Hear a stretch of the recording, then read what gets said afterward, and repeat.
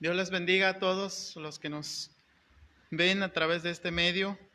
Un domingo más estamos aquí reunidos para darle la gloria y la honra a nuestro Dios, pero también es cierto que también es un domingo más para aprender de la palabra de Dios, para continuar creciendo en la obra del Señor, para que usted y yo sepamos vivir la vida cristiana.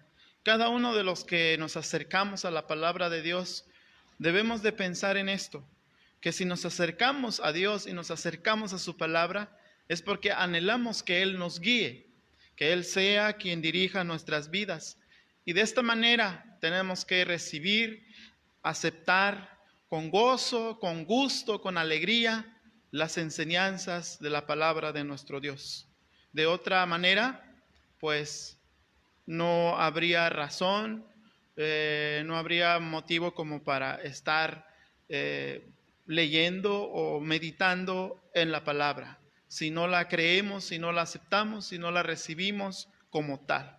Es por eso que cada uno de nosotros debemos de acercarnos con ese corazón sincero, con ese corazón lleno de deseo para aprender más de la palabra de Dios. En esta mañana vamos a orar, vamos a darle gracias al Señor, que Él sea con nosotros. Bendito Dios, te damos gracias porque tú eres bueno con nosotros. Alabamos y glorificamos tu santo y precioso nombre. Recibe la gloria, Señor, a través de nuestras palabras, a través de nuestra vida, Señor, porque todas nuestras vidas, Señor, todo lo que hacemos a diario, Señor, es parte de nuestra adoración a ti, Señor. No hay algo que quede fuera como para pensar que esto no te pertenece o que no lo mereces. Es por eso, Señor, que tu siervo, el apóstol Pablo, dijera en sus cartas, todo lo que hagáis, sea de palabra o de hechos, hacedlo para el Señor. Eso, Señor, queremos, eso, Señor, anhelamos. Así que, Señor, ayúdanos y reciba todo, Señor. Y aquello, Padre, que no ha sido para honra y gloria tuya, perdona, Señor, nuestras vidas. Te rogamos hoy, Señor, que nos ayudes y nos prepares, Señor, para escuchar de tu palabra. En el nombre de Cristo Jesús, te damos gracias, bendito Dios. Amén, Señor.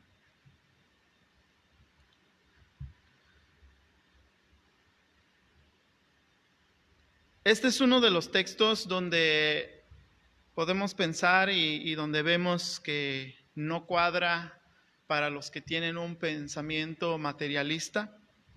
Y tampoco en este texto cuadra la teología de la prosperidad, porque no es lo que dice. Y de hecho, este texto argumenta la posición de los materialistas, argumenta la teología de la prosperidad, porque lejos de hablar de aquí de prosperidad, está diciendo que pensemos más en lo celestial que de lo material.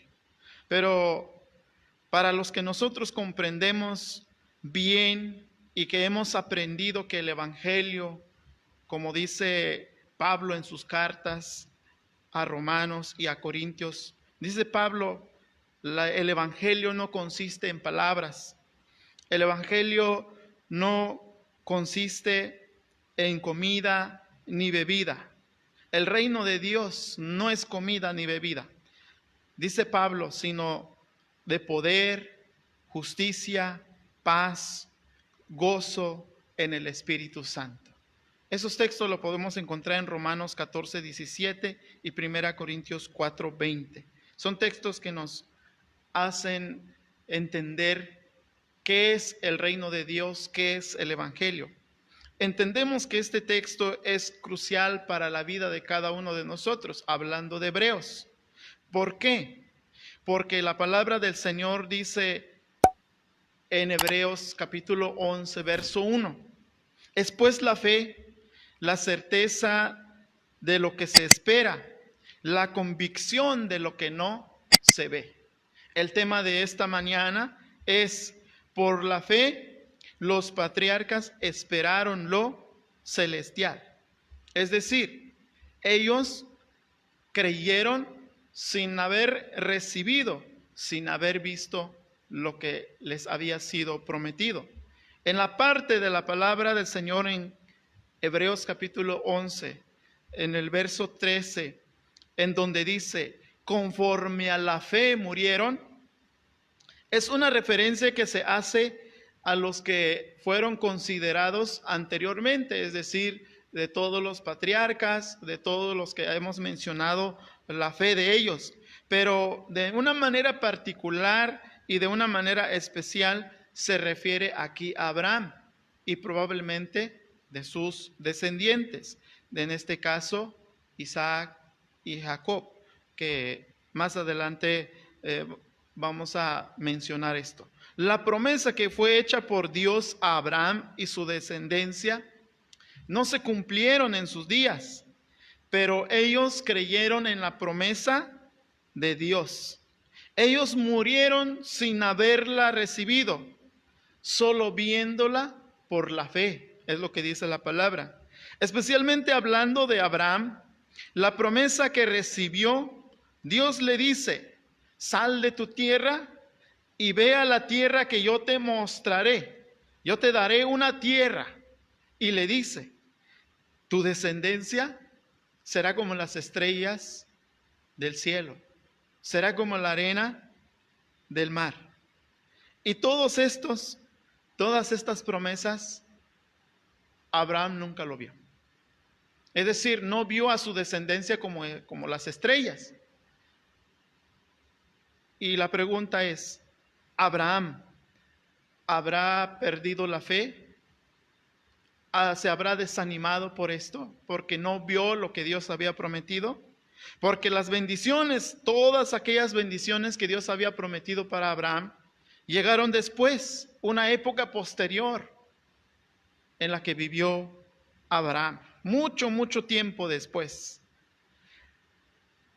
Aunque se demoró la promesa, no decayó ni se debilitó la fe. La fe que sustentó la vida de Abraham lo acompañó hasta el momento de la muerte física. Mire qué maravilloso es eso, hermanos. Lo acompañó hasta el momento de la muerte física. A mí me llama mucho la atención, me han contado y lo vi en una ocasión con una hermana que estaba agonizando en el hospital, pero aún así no se estaba quejando del dolor. Ella estaba preocupada a quién predicarle. En la manera que podía hablar, la gente que estaba alrededor, porque había otros pacientes al lado de ella, trataba de compartir la palabra. Eso es algo que uno dice, ¿cómo? Pues si está agonizando esta enfermedad, ¿por qué no se concentra en su enfermedad? Porque seguramente su vista no está en la enfermedad. Su vista está en Dios. Y Abraham también, llegado su muerte, cercano a su muerte, no estaba preocupado por lo que iba a pasar, no estaba preocupado cuando Dios iba a cumplir la promesa. Él estaba creyendo en que sea en ese momento o después, sabía que Dios iba a cumplir la promesa. Es por eso que Génesis 11, capítulo 11, verso 11, en la última parte del verso 11, dice, porque sabía que el que había prometido era fiel. Abraham y todos los demás sabían que el que había prometido era fiel, porque ¿quién era el que había prometido? Pues Dios. ¿Cuánto le cree la promesa de un amigo usted? ¿Cuánto le cree la promesa de un vecino? ¿Cuánto le cree la promesa de un compañero? ¿Cuánto le cree la promesa de un hermano? ¿Cuánto le cree usted? He escuchado hoy en día que dice, yo ya no le creo a nadie. ¿Saben por qué habla así la gente? Porque de repente fue defraudado, porque le dijeron que le iban a ayudar, pero llegado el momento nadie le ayudó, nadie se acercó y se desanimó. Y es por eso que a veces ya no hay tanta la confianza, ya no se le cree tanto quizás a la gente, a las personas. Pero la otra pregunta es, ¿Cuánto le cree usted la promesa de Dios?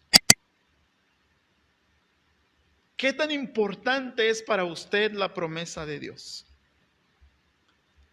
Hablando de Hebreos, en el texto en que nos está ocupando para la predicación de hoy, algunos dicen, algunos piensan que los patriarcas murieron en la fe, porque en esta vida jamás disfrutaron de las bendiciones prometidas. Así como hoy, dicen algunos, así como hoy en día la salvación nos está encubierta y solamente la esperamos. La salvación está en el futuro. Ahora bien, no comparto mucho esta idea, no comparto bien esta idea. Más bien comparto la idea de que aquí hay una gran diferencia entre la promesa que recibieron los patriarcas a la promesa que tenemos nosotros. ¿Cuál es la diferencia? Quiero que veamos esto. Aunque Dios concedió a los patriarcas solamente un paladeo, una degustación de esa gracia que hoy ha sido derramado abundantemente sobre nosotros, aunque Él les mostró solo a una distancia, dice la palabra del Señor, una oscura representación de Cristo, el cual ahora nos ha sido manifestada claramente a nosotros. Ellos quedaron satisfechos al solo ver de lejos la promesa. Ellos quedaron satisfechos al oír que venía una promesa tan maravillosa. Ahora, yo les diría, ¿cuánto mayor razón debemos tener ahora de perseverar en esperar la promesa, cuando la promesa que hemos recibido realmente ya no es solo por fe, no es que nos hayan contado que va a llegar algo, no, sino que ya llegó la promesa, ya está la promesa de nuestra salvación. Jesucristo ya lo pagó, Jesucristo ya lo cumplió. Cuando Él dijo consumado es, en ese momento está ya segura nuestra salvación. Así que tenemos mucho mayor razón como para perseverar en este momento y esperar las grandes promesas del Señor. Los patriarcas tenían una perspectiva muy lejana del reino de Dios, del reino de Cristo. Nosotros tenemos una visión muy cercana, la tenemos muy cerca. Y es por eso que nuestra fe debe ser mayor y debe ser una fe más firme delante de Dios, porque la promesa la tenemos tan cerca de nosotros. Ellos, los patriarcas, consideraron cuidadosamente la promesa de Dios, le creyeron a Dios y se aseguraron a sí mismos que la promesa que tenían era válida, era verdad, era una realidad, porque era promesa de Dios, porque fue Dios quien había hecho, no un hombre. La palabra del Señor dice que Dios no es hombre para que mienta, ni hijo de hombre para que se arrepienta. Ellos vivieron realmente por fe. La Biblia es verdad y eso lo creemos todos. La Biblia no tiene errores y eso lo creemos todos. Bueno, al menos es lo que yo considero que debemos de creer si nosotros somos creyentes. Y la Biblia no nos enseña que la fe se trate acerca de lograr propósitos. La Biblia no nos dice que la fe trate acerca de recibir los grandes deseos de nuestro corazón y que nos llenemos de cosas y nos llenemos de cosas materiales, de cosas financieras o nos llenemos de salud. En ningún momento nos habla así la Biblia. La fe trata acerca de cómo Dios logra sus propósitos y de cómo Dios da al que quiere dar y cumple en el tiempo que Dios desea. Y esto es para que Él sea glorificado. Eso es la fe. ¿A qué se refiere el autor también? Hay una parte que podemos ver en Hebreos. Y confesaron que eran extranjeros y peregrinos en la tierra. Esta es otra de los textos que nos llama la atención porque confesaron que eran extranjeros y peregrinos en la tierra. Generalmente, cuando nos vamos a otro lugar, les voy a dar un ejemplo muy sencillo. No sé si usted como papá ya tiene un hijo mayor, ya que tiene un hijo casado y tiene su casa y de repente su hijo le dice, papá, quiero que vaya a visitarme. Cuando llega a la casa de su hijo, ¿cómo se siente? ¿Se siente con usted con la misma libertad como cuando está en su casa? O cuando alguna persona, un vecino, un amigo, alguien lo invita a su casa, ¿se siente usted con la misma libertad como en su casa? Yo creo que no, nadie se siente así. Es por eso que cuando dice aquí las narraciones del Antiguo Testamento acerca de los patriarcas y su descendencia, cuando dicen que fueron extranjeros y peregrinos en la tierra, se refería realmente en que ellos miraban más lo celestial que lo terrenal. Es decir, dejaban en segundo lugar todo lo que había aquí. Porque bien podemos pensar, si estudiamos la vida de Abraham, pues Abraham tenía muchos ganados, tenía riquezas. Y bien pudo Abraham concentrarse en sus riquezas, multiplicar haciendas, multiplicar obreros, multiplicar esclavos. Bien se hubiera dedicado a eso y todos los que vemos bien se hubieran dedicado. Pero Abraham no se dedicó a eso. Se dedicó a mirar lo celestial, porque había un anhelo en el corazón de él para agradar a Dios. Es por eso que Pedro, en la carta de Pedro, primera carta de Pedro, capítulo 2, verso 11, dice, queridos hermanos, les ruego como extranjeros y peregrinos en este mundo, que se aparten de los deseos pecaminosos que combaten contra la vida. En Hebreos 11, 13 al 16, el autor quiere también subrayar que el compromiso principal de los patriarcas era su relación de fe con Dios, no la obtención de una morada terrenal segura. Murieron en una condición de confianza, sin haber visto sus descendientes como había recibido la promesa de una descendencia en multitud. Así pues, cada uno de nosotros debemos tener ese mismo deseo, el deseo que tuvieron los patriarcas. El deseo de su corazón era Dios mismo. El deseo de su corazón era la promesa de Dios, que les había prometido también una ciudad. Y en consecuencia, la fe de ellos, Hebreos dice que Dios no se avergonzó de ser llamado su Dios. Nosotros podemos hablar del hecho de que no podemos avergonzarnos de Dios. Podemos decir eso, yo no me avergüenzo de Dios. Pero hemos considerado esta pregunta, hermanos. ¿Consideramos con qué frecuencia Dios se podría avergonzar de nosotros? ¿Por qué Dios se avergonzaría de mí? ¿Por qué Dios se avergonzaría de usted?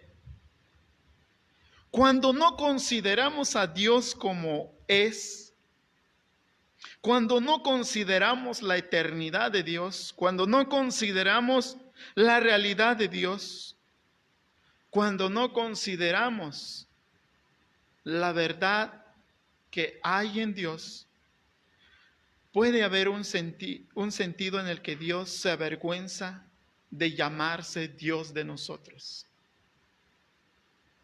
¿Recuerdan el texto que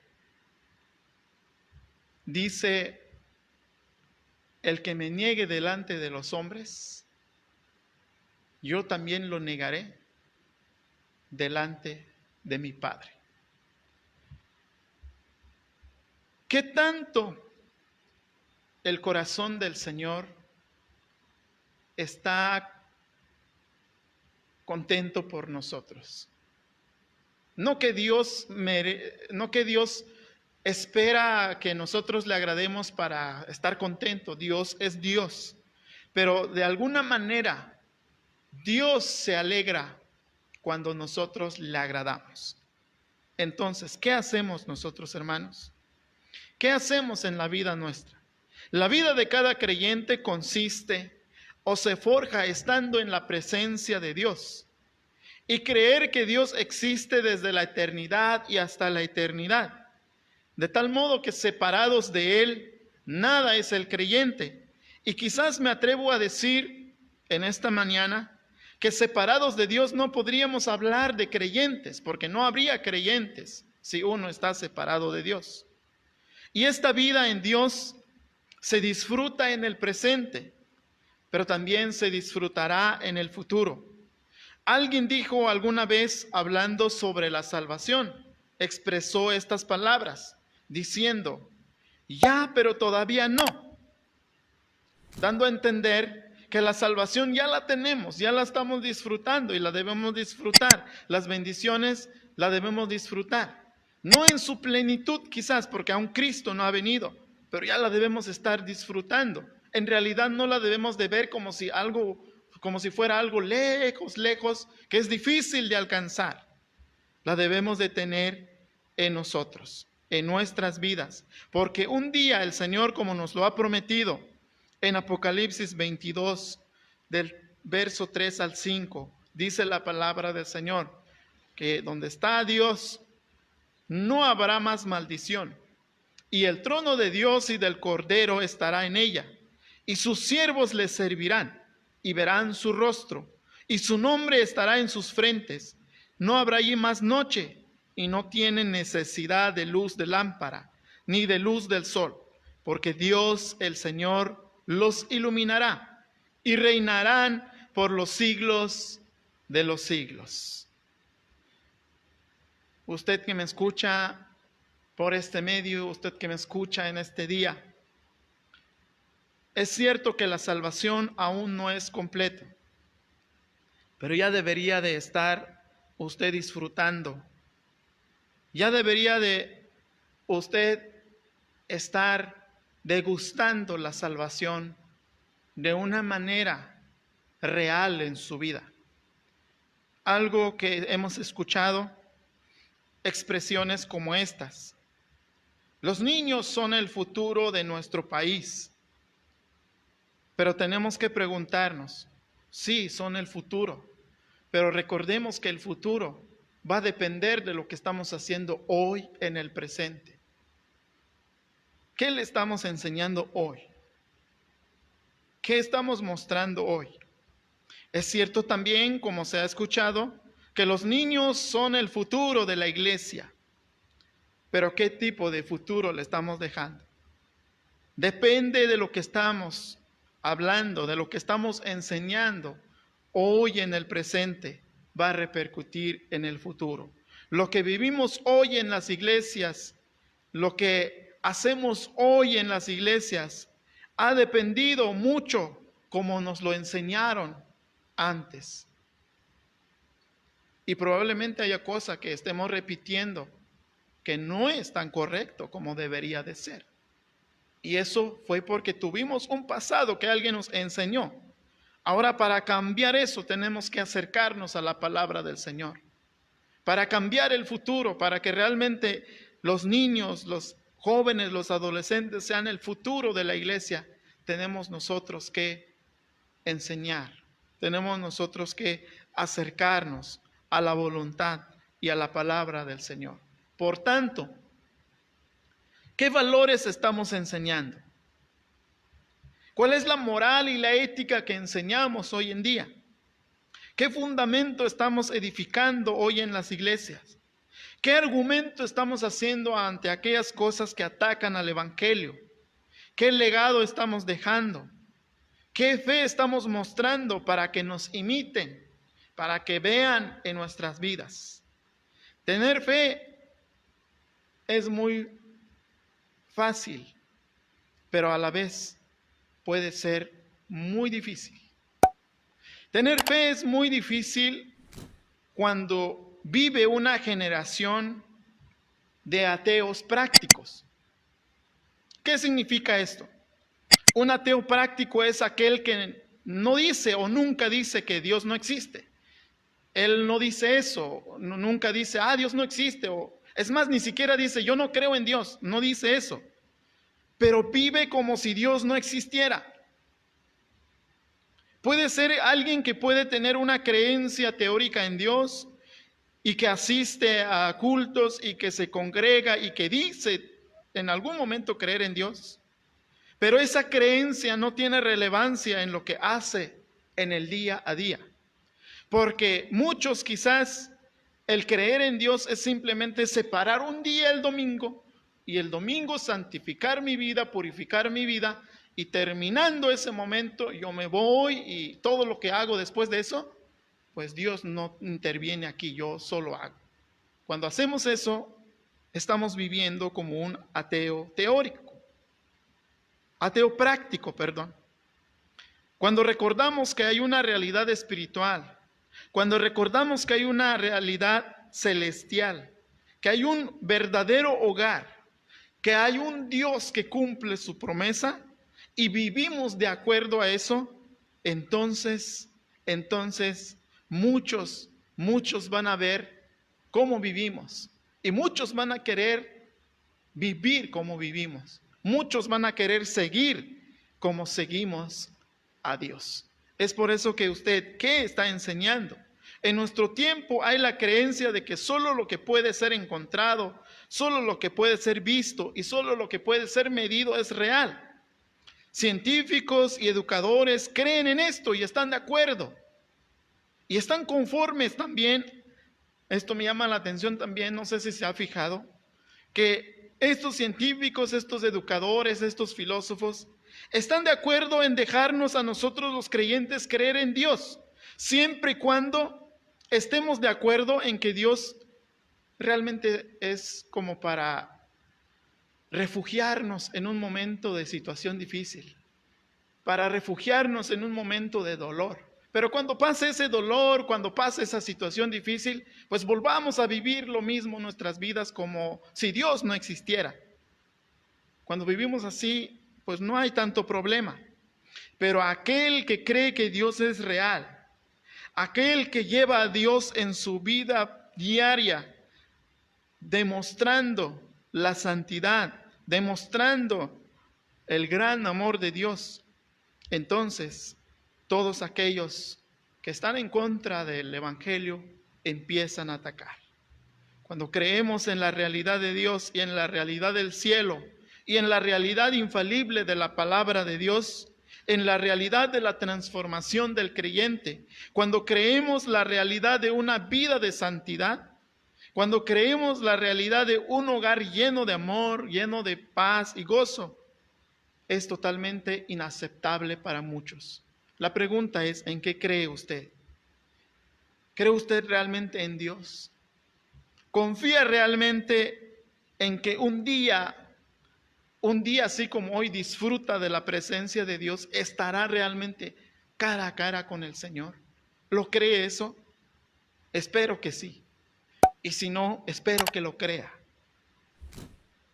Les quiero compartir algo.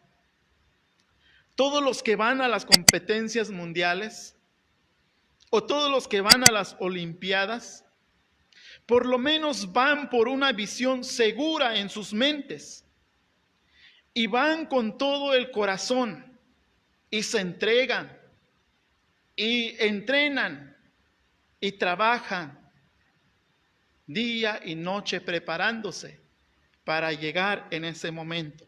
¿Y cuál es la meta? ¿Cuál es la visión? Pues creo que todos van con la visión de ganar el oro. Y quizás alguien dice, por lo menos el bronce, o por lo menos la plata, pero van por una visión. Pero no todos llegan. ¿Por qué? Porque esto depende del esfuerzo que le pongan cada uno. Pero también depende de que uno sea mejor que todos los demás. Es por eso, si se han dado cuenta, en las competencias mundiales y en las Olimpiadas, muchos han regresado sin ningún premio, porque otros fueron mejores que esta persona. Regresan con las manos vacías. Hicieron todo. Y, por ejemplo, en el ámbito del deporte, me llama la atención la frase de un jugador ya fallecido, un futbolista fallecido, un futbolista argentino que se llamó Alfredo Di Stéfano. Dijo alguna vez esta frase: jugamos como nunca, perdimos como siempre. Realmente el juego es así. No hay una seguridad realmente de que vaya uno a ganar. Todo depende de lo que pase en la cancha, todo depende de lo que pase en las competencias. No hay una seguridad. Pero los que confiamos, hablando de la fe nuestra, los que confiamos en la obra redentora de Dios Padre, de Dios Hijo y Dios Espíritu Santo, es una realidad para nosotros la salvación nuestra. Porque no depende del esfuerzo que vamos a hacer. Depende de lo que hizo Cristo en la cruz del Calvario. ¿Qué es lo único que tenemos que hacer? Arraigarnos a eso. Tomar eso, lo que Cristo hizo, y decir: esto es para mí. La promesa de una salvación eterna, de estar con el Señor, es una realidad a mi vida. Voy a vivir como si ya la tengo ahora. Voy a acercarme al Señor, voy a entregar mi vida al Señor. Es por eso que quisiera darle lectura, la letra de este himno, un himnario: solo a Dios la gloria. El himno 644, que lleva por título Alguna vez ya no estaré. Y a la letra de este himno dice: alguna vez ya no estaré en mi lugar en esta grey, mas cuán feliz despertaré en el palacio de mi rey. Alguna vez la muerte atroz vendrá, más cuando no lo sé, pero esto sé: con mi buen Dios un sitio yo feliz tendré. Alguna vez yo, como el sol, mi ocaso y fin tendré también. Mas me dirá mi buen Señor: mi siervo fiel, conmigo ven. El día feliz que espero yo, con mi candil ardiendo ya, las puertas abrirá el Señor, y mi alma a Él con gozo irá. Yo le veré, y el dulce amor, iré a vivir con Él allí, y le diré: mi buen Señor, por gracia yo salvado fui. ¿Tiene usted esa certeza? ¿Tiene usted esa confianza en la promesa del Señor? Si lo tiene, dele gracias al Señor. Pero si aún no lo tiene, hoy es el momento en que le dice y le debe decir al Señor: Señor, dame de esa confianza. Quiero creer en ti. Quiero arraigarme en ti. Quiero acercarme a ti. Yo solo no puedo, pero en tu nombre lo lograré. Lo invito a inclinar su rostro y a orar en esta hermosa hora del día. Bendito Dios, cuán maravilloso eres, Señor. Cuán glorioso eres, Padre. Muchas gracias, Señor, porque día a día nos acercas a tu presencia. Gracias, Señor, porque has salvado a mis hermanos. Gracias, Señor, porque me has salvado a mí.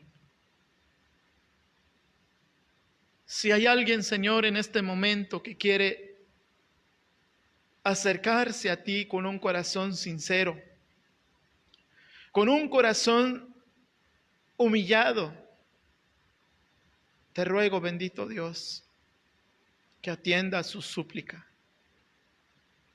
y que pongas fe, Señor, en su corazón, pongas fe en su vida. Y llénanos cada día, Señor, de esa esperanza, de esa fe, porque la tenemos tan cerca, la promesa, que podemos abrazarlo, que podemos disfrutarlo. Y en este momento, Padre, recibe la honra, la gloria y la alabanza. En el nombre de Cristo Jesús. Amén, Señor.